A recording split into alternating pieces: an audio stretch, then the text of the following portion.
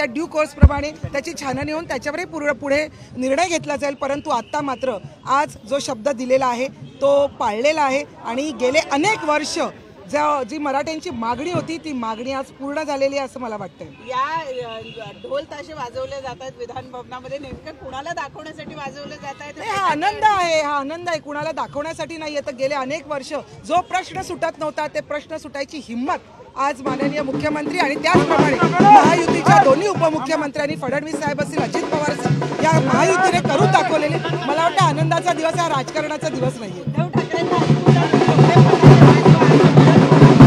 उद्धव ठाकरेंचे कान तसेही आता बंद झालेले, आता त्यांचा आवाजही बंद झालेला असं मला वाटतं।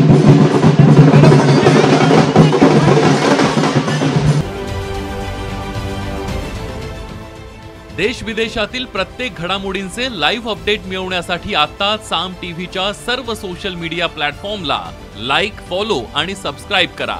तसंच सर्व नोटिफिकेशनसाठी बेल आयकॉन प्रेस करायला विसरू नका।